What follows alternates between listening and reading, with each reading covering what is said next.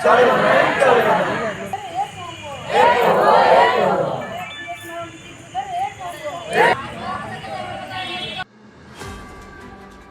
जिला भंजनगर उपजिलापाल कार्यालय सम्मुखें धारणार बसी उपखंड अंचल आदिवासी संप्रदाय जगन्नाथ प्रसाद ब्लॉक विभिन्न आदिवासी अध्युषित ग्राम दीर्घ दिन धरी सरकारी योजनार अपहुंच होता अभियोग करने ताहार समाधान आज आदिवासी समूह धारणा पूर्वदिन मानकर एने बहुबार प्रशासन पाखरे दाबी कर आसुथिले प्रशासन पक्षर समस्यार समाधान अभियोग आज 3 खंड ग्रामर आदिवासी संप्रदाय उपजिलापाल कार्यालय सम्मुखें मिलित भाव अहोरात्र धारणा बसिथिबार देखा मिली। अधीन मेघ जनित कोहला पाग शीत राति अंधारे से भंजनगर उपजिलापाल अफिस सम्मुखें मशारी टाणी बसिथिबार देखा मिलुवा बेले सेमानक समस्या और तार समाधान न होगा पर्यंत धारणा बसिबे बोली आदिवासी समूह कड़ा चेतावनी देछथि। Bureau report Narad Majkuria. हाँ समस्या कहले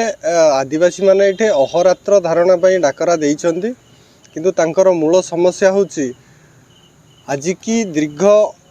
देश स्वाधीन हबार 76 वर्ष बीती जाइथिले सुद्धा से तालखमण मंडापथर डांगी भूमि भली गाँ को इलेक्ट्री नहीं कि सेठे रास्ता घाटर व्यवस्था मध्य नहीं कि पानीय जलर व्यवस्था नहीं ये जो व्यवस्था नहीं तेणुक आम पूर्वर 7 वर्ष तले 2016 सार को अवगत कराइलु तापर आज पर्यंत किसी कार्य है ना तेणुक आज अहोरात्र धारणा आम ये बसीचु। हाँ आम गाँव प्रस्तुत होगी आसीचु खंदा खोलिकी रोषई करिचु खरा बेले खाइचु एबे वर्तमान आउ थे रोषई करी खाइबू तापर मशारी टांगी एठी शोइबू जो दिन पर्यंत काम आरंभ होइनी से दिन पर्यंत आम ये रहिबू कारण से मिछ प्रतिश्रुति की आम आउ अपेक्षा करिपारिबू नै अंधार रे नीति मरिबा अपेक्षा जदि हबो एठी रहिबू। जिलापाल पाखरे आसिकी आम बसीचु रास्ता नहीं आउ बिजुली नहीं नदी नाल रे ब्रिज नहीं तेणुक असुविधा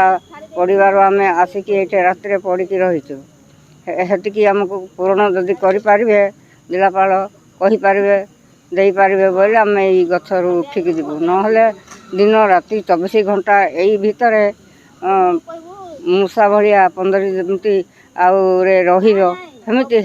रहीपरी आम यही भितर पड़ी थी।